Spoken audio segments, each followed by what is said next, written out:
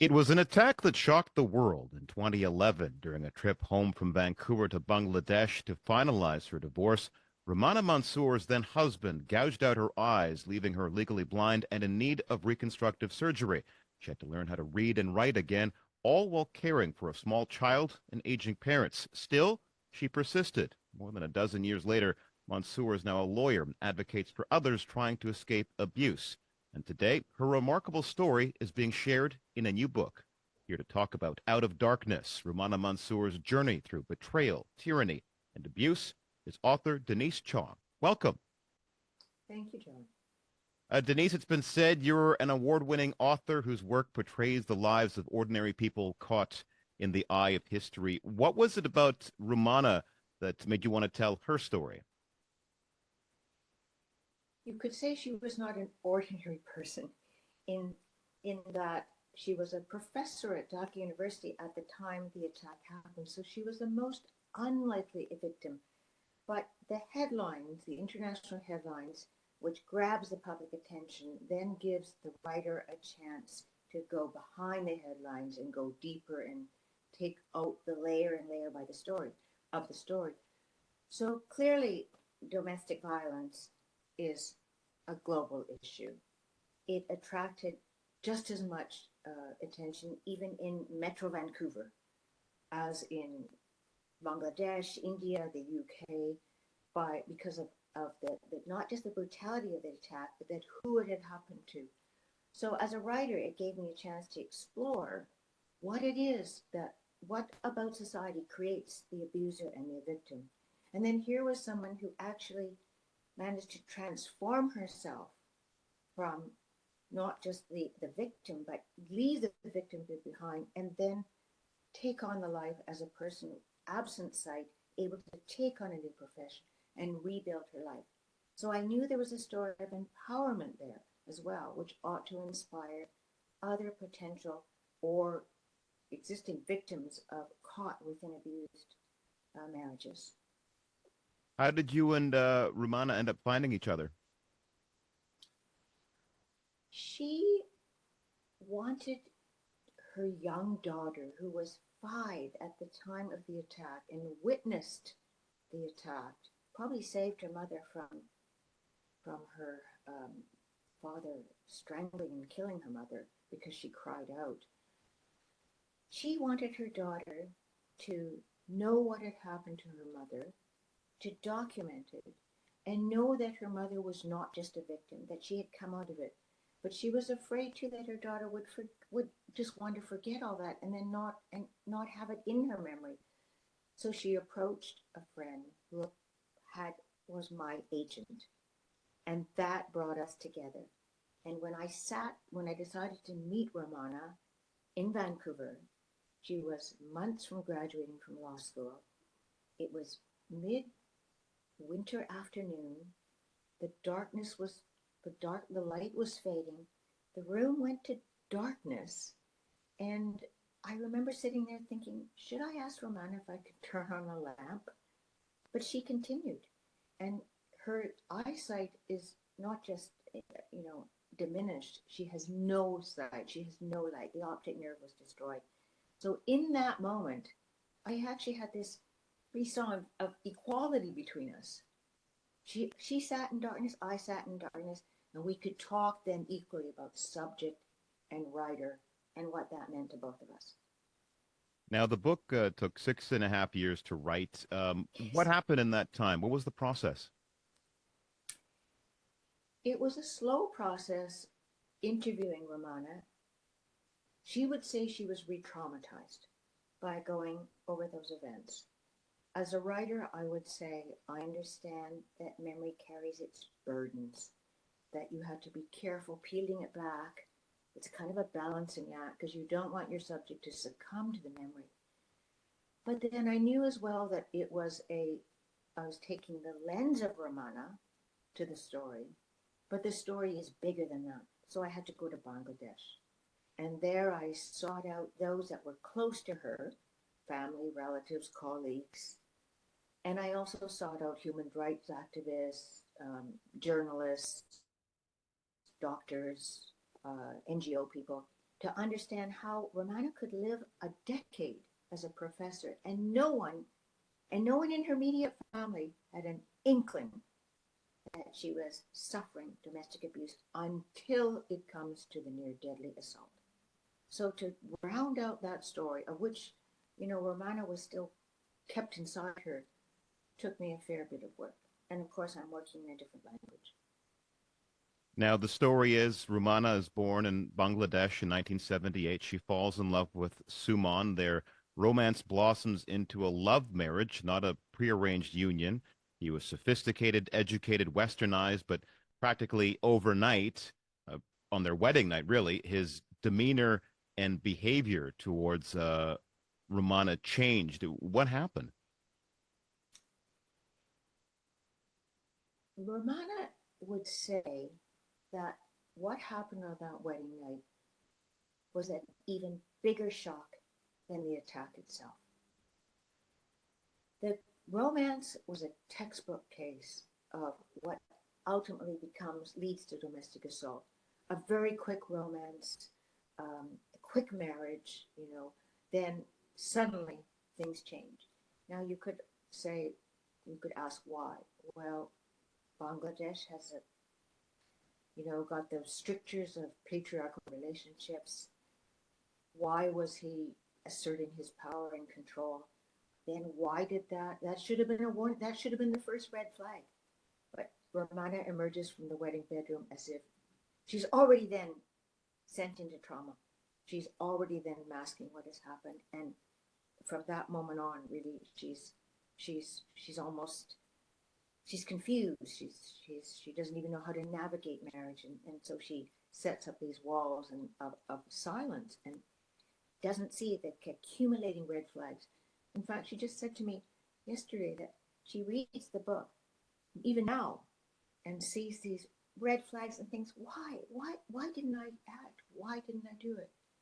And that's the same reaction from the public. Why? How could someone stay in a marriage like that? Why wouldn't they speak out? And I'm hoping that this intimate story gives a chance for that discourse to see the air, for people to question that and maybe understand a bit of it. As you explain in the book, this type of abuse is accepted in certain parts of Bangladeshi society. Her mother-in-law at the time told her, after marriage, men beat their wives. After a while, it gets better. But of course, Romana wasn't willing, couldn't accept this. Her mother-in-law also says to her, but don't tell anybody. People won't understand. So if those right close to her can turn a blind eye and live in a parallel universe as if it doesn't happen, then again, Romana is trapped within this marriage. Now, it would be wrong to point a finger and say, oh, it's domestic abuse is particularly related to a certain religion or culture. It certainly crosses all those boundaries. It crosses countries, cultures, regardless of economic standing. Romana was educated. She was financially independent. Um, she came from a long anglicized family from the times of the British Raj. But my title of Betrayal, hints at things that she didn't know under the surface and didn't know what kind of marriage she was getting into. The story goes on. Romana continues her studies despite Suman's abuse. She comes to UBC to enroll in a graduate program, and it's here she decides to leave him. What's going through her mind at the time? She had already decided to pursue a second master's because it would improve her climbing up the career ladder as a professor at Dhaka University, ultimately tenure. He objects to her going abroad. She goes abroad anyways, and while she's here, and this is kind of a typical story of those who emerge from very restrictive conformist societies. They come to the West, women, and they understand a new freedom. They don't have to account for their whereabouts. They have financial freedom. They can dress as they like, speak to whom they like. And she gets up the courage to actually utter the word aloud, divorce. It's being away from that stricture on her. And she goes home. And because she's never spoken to anybody about it, when she ultimately tells her husband and tells a lawyer, she consults a lawyer, but the lawyer doesn't tell her that the moment you tell a partner you're going to leave is your most dangerous time. And only the husband knows. And it leads to that, with a feeling of dread. The reader knows it's coming, but you still think, oh, different choices could be made. Does it really have to come to this deadly assault? And it does. But you're right, Rumana, after that, the terrible news comes that she's not going to regain her sight. She will have to learn to live in darkness. She has to confront the thought that she'll never see her young daughter's face again. And yes, she slides into a very deep hole, but it's her education, her adherence to her identity of how education matters to her that ultimately pulls her out of it, conquers her blindness, allows her to take up a new profession. And I think that's what should be an example to the way you leave victimhood behind. You go back and you empower yourself by not imposing the identity that others would on you. You reclaim your own identity. You shun those stigmas. You grab your own life. You grab it the best way you can. And she definitely did that. Someone said, you're a superhero. It's just that your cape's invisible. But, it's people are powerful within themselves. They just have to call upon that society is, I have to say, I think, I've pondered this, how complicit society is. As you said, we accept violence as part of our everyday lives, as we accept a norm of everyday life. We wonder why there has to be an assertion of power and control in relationships. What are the ways in which those relationships or life could have hinged a different way and life taken a different direction? So yes, it's Romana's own fortitude, but I think society has to soul search on the issue of domestic violence. Now, many had hoped this case would open a dialogue about domestic violence in society. Is that what happened in Bangladesh? No. They hoped it would start a movement. It didn't. It's probably a huge public outcry calling for the arrest of her husband. And that finally happened on the 9th day. But the husband was never charged. He died in custody. People said when I went back to do the research, if a professor at Dhaka University, if Rumana Monzur couldn't get justice, how can women even have the courage to come forward?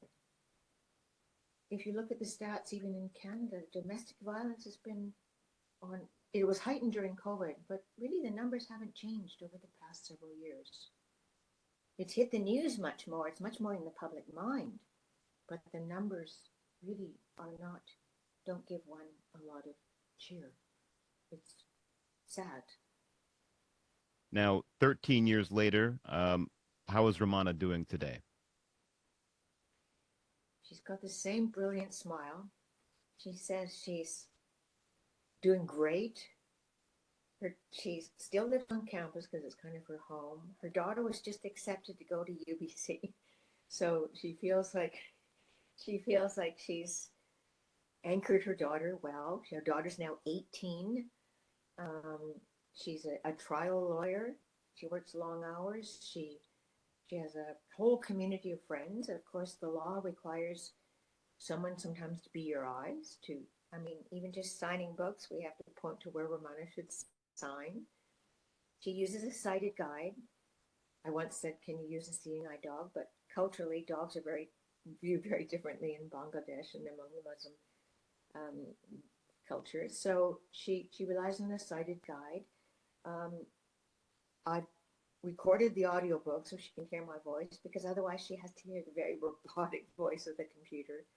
But she's a very joyful, assured person. Of course, she misses what she knows she can't see. But if she were talking to you now, you would think she was looking you in the eye.